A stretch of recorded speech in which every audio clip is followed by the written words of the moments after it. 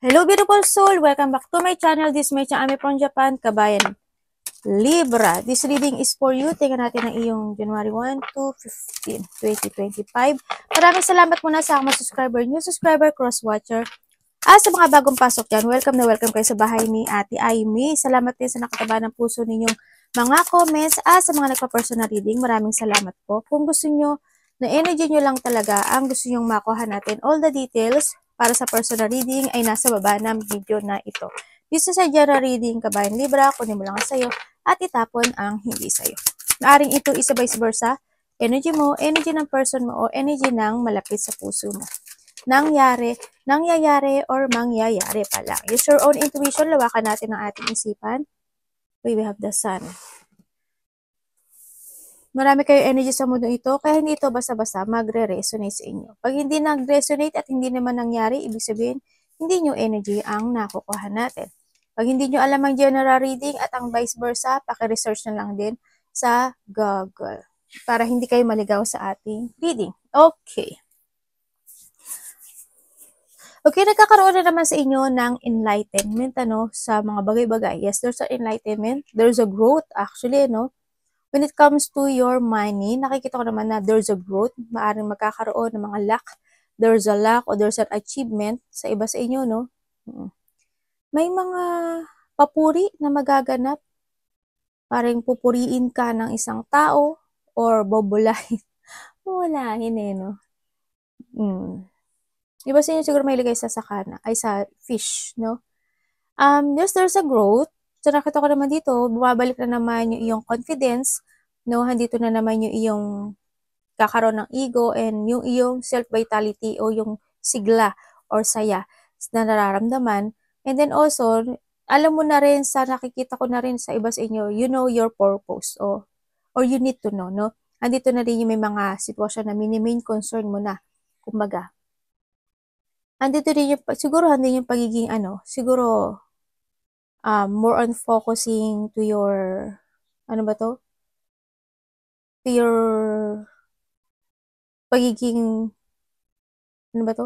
pagiging private mong tao, ganyan. O kaya hindi yung sitwasyon na maaari iba sa inyo. Kasi andito na yung bumabalik na kasi yung sigla mo Bumabalik na sigla. Andito yung, siguro kung may sakit kayo, andito na you are in a good health, ganyan. Kung dati sadness kayo, nagiging okay na naman sa inyo. Sa nakita ko sa inyo. And also, there's a growth when it comes to your spiritual. Yan, enlighten nga, spiritual. Yan, nagkakaroon na ng growth sa inyo, sa inyong spiritual. Ay, baliktad to. We have the 526. Baliktad din. 26, 29, 34. Baka iyan yung mga birthday nyo or edad nyo, ganyan. O ano man yan, And also, sa nakikita ko, meron kang mga, hindi ko alam kung nag-aaral ka o may mga pinag-aaralan ka na bagay-bagay sa'yo, sa nakita ko dito. Siguro meron kang isang bagay na, kasi nagkakaroon na sa'yo ng enlightenment to structure yung sarili mo, Hando na yung commitment mo when it comes to isang situation. Siguro you're starting a beginning. Tingnan ko kasi nandito ka kasi. Merong kang the past situation.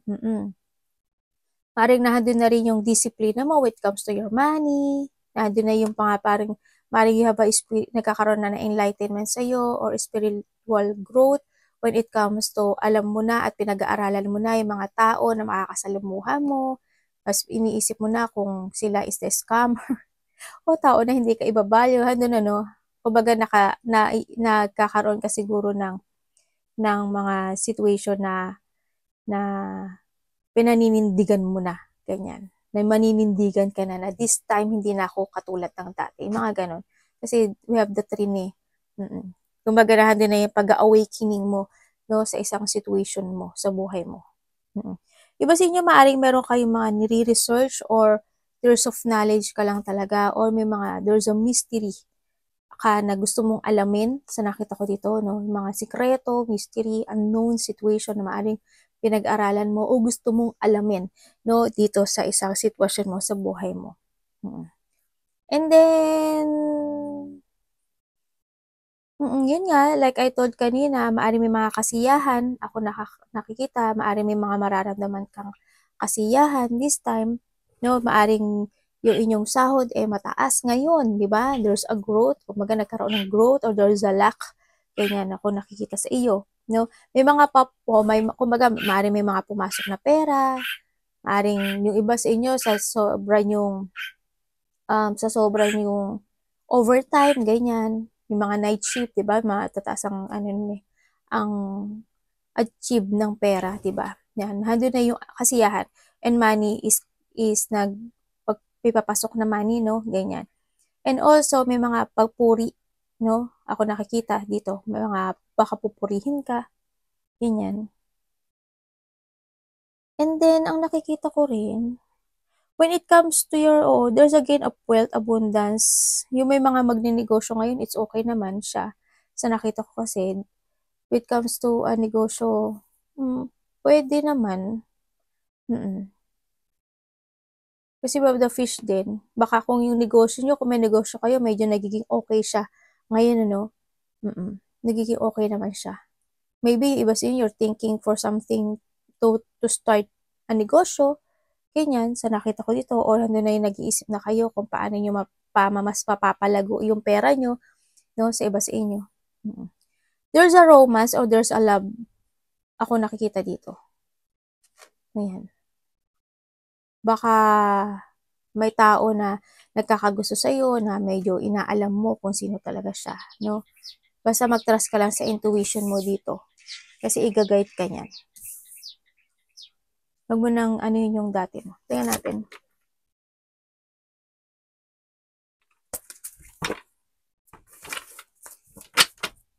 Ayun, may Wheel of Fortune ka. Ay. Okay. Maging matalino ka, ha? Huwag ka magbubulag-bulagan. Anong energy ni Libra? 1 to 15? Energy ni Libra.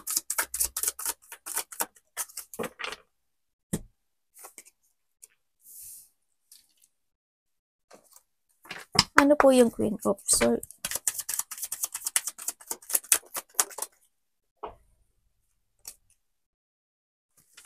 Bakit po?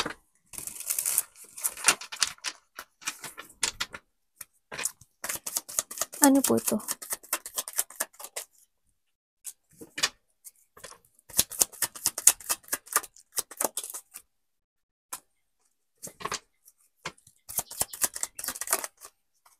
Just wait a minute. Okay. Okay, ang energy mo, this 1 to 15 is, andito ka na sa sitwasyon mo na maaring may mga aalisin ka na bagay-bagay, no? Yung mga tao na hindi naging loyal sa'yo, mga tao na niloko ka, yan, mga tao na inabuso ka, mga friend also, not only, mga friend din, yan, maaring nandun na yung mga tao, aalisin mo na siya sa buhay mo. Kasi andito na kasi number 5, no, sa nakikita ko dito. O, andito ka na rin kay 26, ibig sabihin, pinag-aaralan mo na talaga kung sino-sino yung mga tatanggalin mo sa buhay mo. Ang maganda naman, no, sa nakikita ko, it's good, or you need, no, sa nakita ko dito. Andito na rin yung maaring alam mo na sa sarili mo kung sino yung mga totoo at hindi sa'yo. Yan, maaring pag-alis ng mga taong disloyal, tao na is not supportive, mga taong nilinglang ka, at may mga taong paglilinglang, ganyan. Yung mga tao na nagbigay sa'yo ng failure situation, ganyan. Mga tao na hindi naging tapat, no, sa nakita ko to. Hindi na yung pag-alis nun. And also,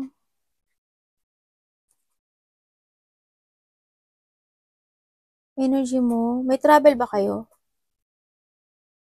Pero it's not, hindi pa siya totally deciding. Parang you're thinking pa lang siguro. Alam mo, ko ha, alam mo ba dito, may tao dito, alam ko naman na alam mo na siguro to, may tao kasi dito na hindi siya loyal sa'yo, no? Hindi loyal sa'yo, tao mapanglinglang, nanglilinglang, tao na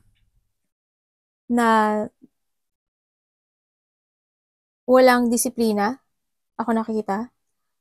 Taong walang disiplina, tao na mapagmataas, tao na seloso-selosa, yan, aalisin mo na yun eh. Hindi ko alam kung ikaw, baka sa sarili mo, aalisin mo na yung pagiging ganun.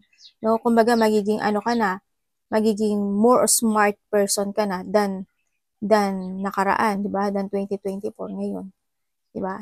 Mas gagamitin mo na siguro ngayon yung utak mo this time, no?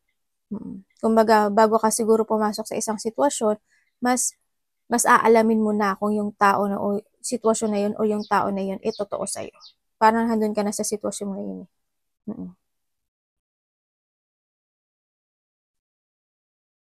Kasi nandito ka na sa ano, you want to achieve na yung mga bagay na gusto mo mas. Kasi you want peace. No? Or you need, or you need.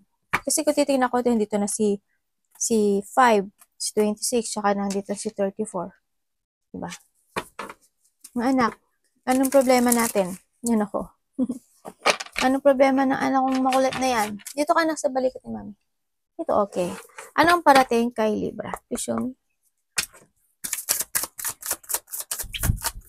Night shift ba kayo? May trouble nga. Magbawi-bawi kayo sa tulog mo. Ano po ito?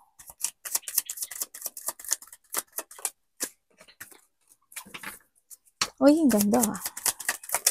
Parating kay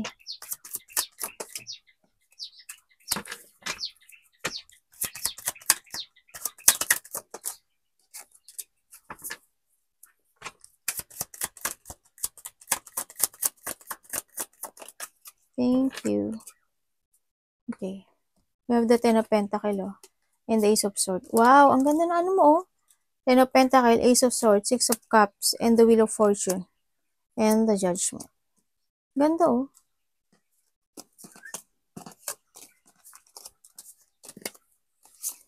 Okay, ang parating sa'yo is parang meron kang, there's a new beginning. Ako nakikita sa'yo, no? Yes, there's a new beginning. Andito na rin na ikaw is, meron ka isang bagay sa buhay mo na focusan mo na. Maaring new work, new destination, or new journey. Ako nakikita dito, there's a new beginning happening. So, doon ka nakapokus na, no? Sa nakikita ko to. Halimbawa, yung iba sa inyo, siguro bagong trabaho, bagong pinaahalagahan sa buhay, or loved one, ganyan. No? O kaya, nakafocus ka na sa iyong stability or sa iyong pera. No? Na maparating sa iyo is yun, there's a new beginning na isang pupukusan mo sa buhay mo.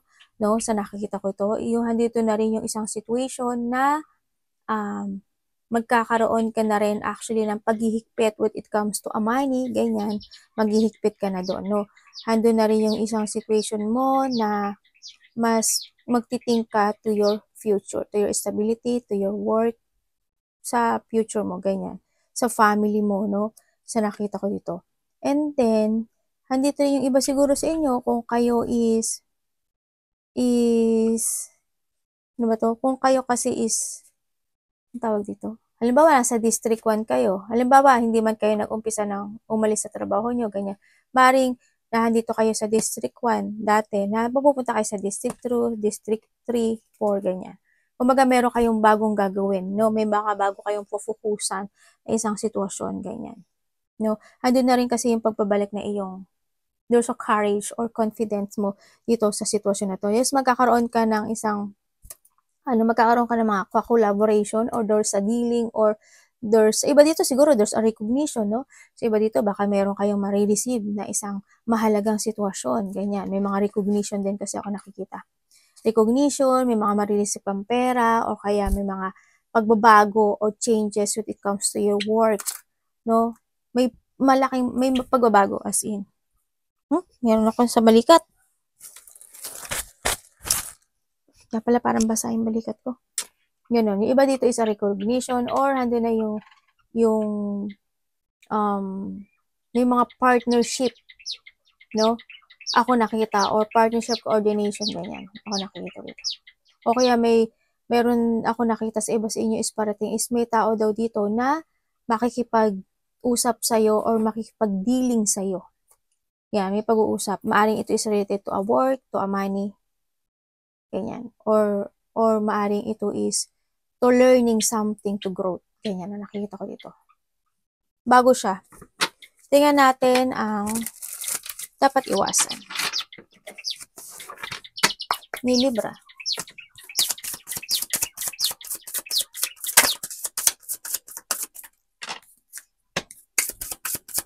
Diba dito, a community or a teamwork? Ako nakikita dito. You're entering to a new world. Oh, okay.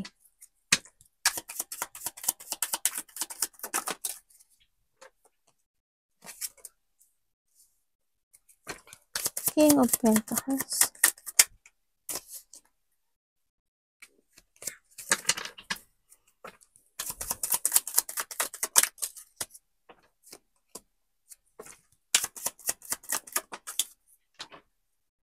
Thank you. Okay, ang sinasabi dito is, ang iwasan mo daw yung isang sitwasyon na alam mo na makakapagpabigay sa'yo ng bigat.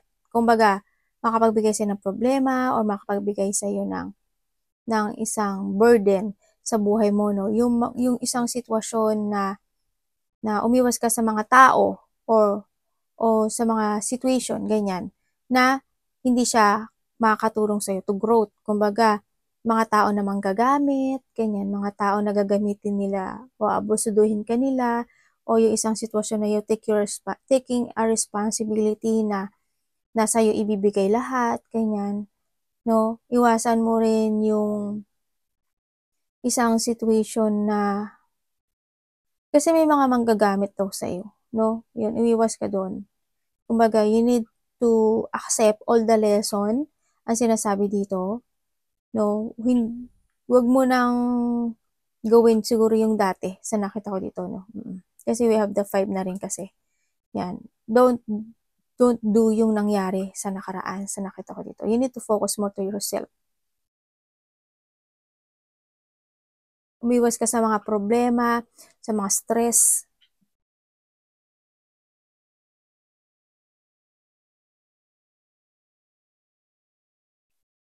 Sa mga stress, tsaka sabi dito kasi, you live to leave behind yung isang mga sitwasyon kung alam mong pagod ka na at hindi mo kaya, wag mong ipilitin, no? Hindi mo kayang pilitin yung bagay na hindi mo naman kaya, no? You need to create, leave behind mo yun, i-leave behind mo yun.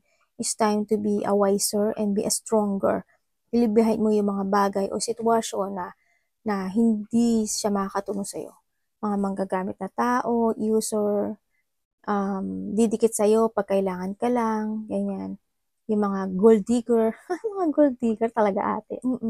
Yung iwasan mo rin yung hindi pagkakaroon ng stable situation, stable life, stable pera, ganyan, stable relationship, no? Yung mga ganun, you need to look to the future dito sa nakita ko dito. I-leave mo yung mga dapat i-leave behind na hindi makakagood para sa'yo. It's time to create again yourself. Sa nakita ko dito, be creative, focus to your idea. Don't go to the flow, ang sinasabi dito. Kung alam mo hindi mo kaya, you need to talk or ilibahin mo. Ganyan. So, nakita ko dito. Tsaka yung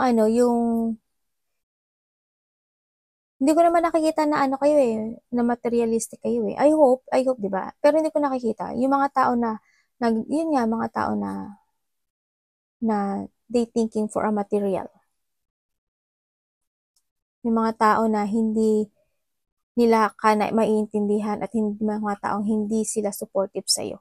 No? Yung mga tao na bibigyan ka lang nila ng problema, yan, iwasan mo na raw yan, no? Sa nakikita ko. And syempre, kung ikaw naman alam mo naman na tama ka, don't say, syempre, okay naman mag-sorry, pero wag yung palagi ikaw ang magsasorry. No? Yung mga taong walang pakialam sa'yo, ganyan, imiwas ka na daw doon. Mga taong walang pakialam sa'yo, mga tao na unfaithful, mga tao na hindi nakakagood sa'yo. Mga tao na matitigas ang ulo. Yan, iwas ka doon. Ano po, when it comes to a love is sa lahat. Pamilya, anak, ikaw, kapatid, kamusta sa love si Libra? Ito talaga ang lumabas So, nganay. Why po?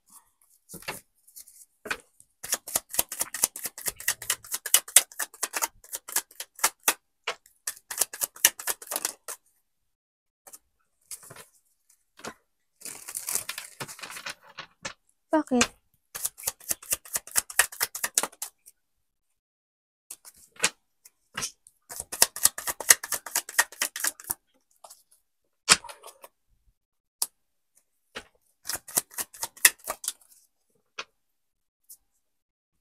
Thank you. Okay. When it comes to a love, napaka-very understanding mo, no? Oo. Kumbaga, ikaw ang bigay na bigay, ikaw yung intindi ng intindi dun sa sitwasyon mo, no? Na kahit alam mo na hindi balance yung situation mo o yung itong relationship na to, hindi siya nakaka-good. Maaring kapatid mo, anak mo, karelasyon mo ito, ha? Ipasok mo sa kumbaga, dito yung, kumbaga, when it comes to a relationship, as long as kaya mong mag-understand or magbigay or umintindi, gagawin mo, no? Sa nakita ko. Parang, andun ka lang din sa sitwasyon mo na nang nagbubulag-bulagan ka na lang din minsan, no? Yes, nagkakaroon ng frustration when it comes to a love, na andun talaga yung pananahimik mo, no? Nagiging minsan nagiging tahimik. Parang tumutupi ka, no? Sa napaka-kind mo kasi. Parang ikaw yung tumutupi dun sa relationship na to, no? Kumbaga, naguguluhan ka rin kahit minsan siguro nagkakaroon kayo ng pag-aaway, ganyan. Minsan tumatahimik ka na lang din sa nakita ko dito. And also, maaring yung iba naman sa inyo, kung hindi pa kayo nagkahiwalay, no, maaring ganun ang nakikita ko sa dito, no? You are in a frustration situation na maaring may mga gusto ka rin sabihin na hindi mo masabi, nagbubulag-bulagan ka na lang, tumatahimik ka na lang din sa nakita ko. Iba naman dito, maaring itong tao na to is ganun din, there's a frustration, no? This is a negative, no? Maaring, kung kayo is nagkahiwalay na ito, maaring kayo is nag-away, ganyan. Ako nakikita dito, maaring itong tao na to is umalis dahil siya is may lihim na tinago sa'yo, no? Sa nakikita ko dito. Kasi kung titingnan ko dito, wala siyang love. Hindi ko nakikita yung love. Understanding, ganyan. Understand lang. Kasi kung titingnan ko siya, hindi siya balance. Itong relationship na to is not in a balance situation. Parang ikaw lang yung give and give. And then yung kabila is take ng lang take. Tapos ikaw tuloy yung natatrap palagi. Ikaw lang tuloy yung ako. Nalito ko actually, hindi ko alam, pero hindi ka kasi makapag-decide din Tahimik ka lang din. Kung kayo is in a relationship pa nito, it's up to you if you want to move on. Nasa sa'yo to. Yung iba kasi maaring kung kayo in a relationship, nakita ko dito, is naghihintay ka lang ng kusa siyang magbabago. Pero kung tutuusin, kung sino yung karelasyon nyo ngayon dito, hindi ko nakikita yung love niya. Kamusta po sa money si Libra? Tandaan nyo ha, maaring vice versa tayo or maaari namang hindi nyo energy ang nakukuha ko. Pero when it comes dito sa hindi ko nakikita yung love. Sorry doon. Sorry dito sa energy na to. So we have the Judgment.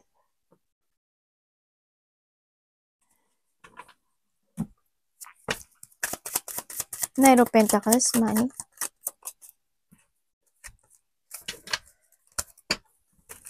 Why po? Paki-explain po.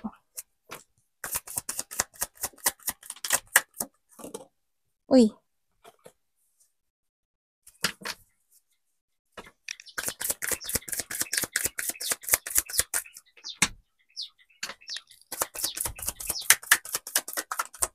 Thank you.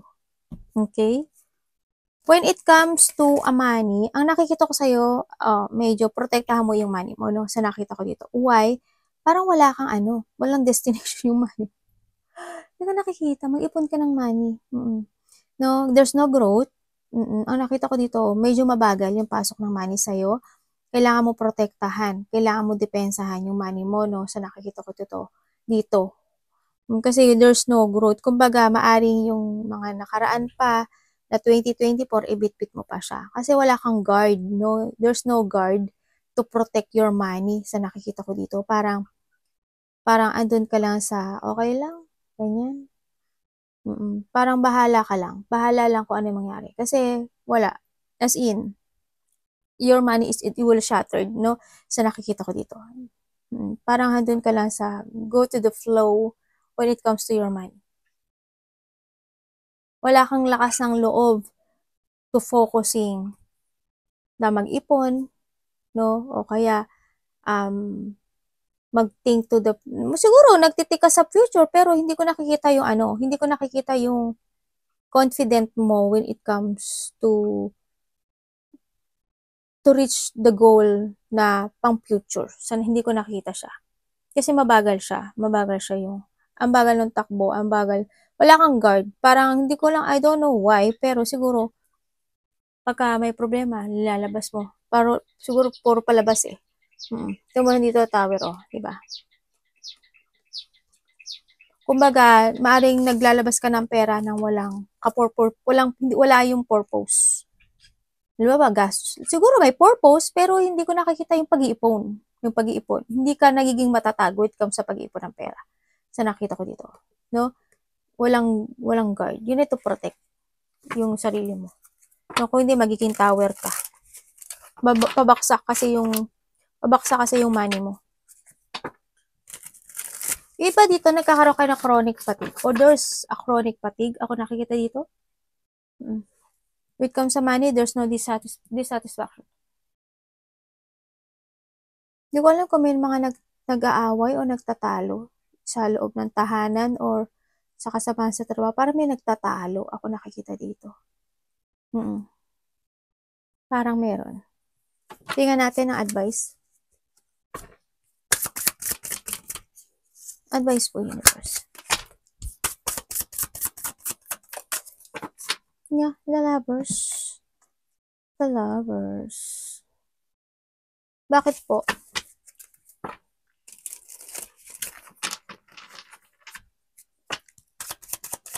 Bakit ang advice po is the lovers?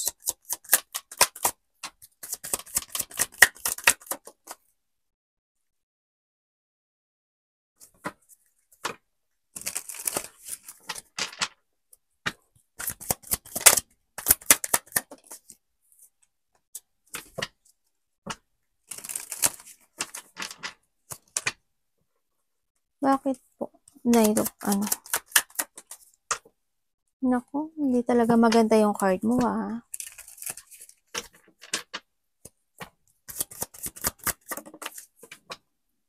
Okay.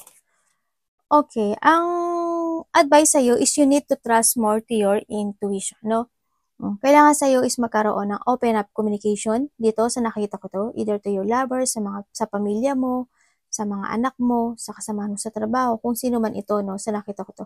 You need to focus and trust to your intuition, focus to yourself, focus to your dreams, no, sa nakita ko dito. Kailangan mo magsalita ka, and you need to plan very carefully yung future mo sa nakita ko dito. You need to take care yourself. Mas mahalin mo yung sarili mo sa nakita ko to. If there's a third party, mas mahalin mo yung sarili mo kasi either siya or ikaw is my family na rin naman sa nakita ko to. Why? Kasi hindi niya kayang ibigay sa'yo yung pagmamahal. No? Ang nakikita ko dito. And then, syempre you have a choices. No, you have a choices sa isang bagay na you need to choose. You need to choose sa isang bagay na alam mo na magiging okay ka at magiging mabuti yung situation mo sa buhay mo. In a relationship man yan or yung mga pangarap mo sa buhay. Mas tuparin mo, chase your dream, focus ka sa mga dreams come true mo kasi lahat parang nagsha-shattered kasi lahat siya sa nakita ko dito. Focus more to yourself sa nakikita ko to. May third party sa iba, no? Parang ganun.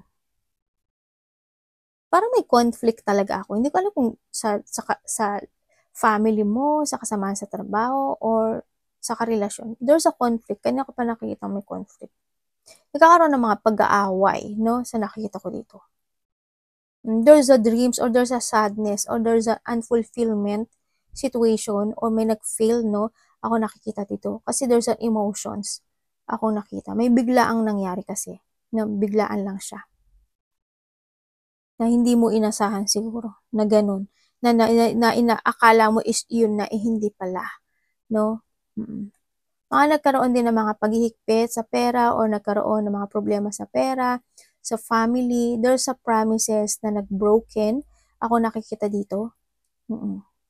There's a dream magsha-shattered ah. May dreams na magsha-shattered. Ako nakikita dito. Yun.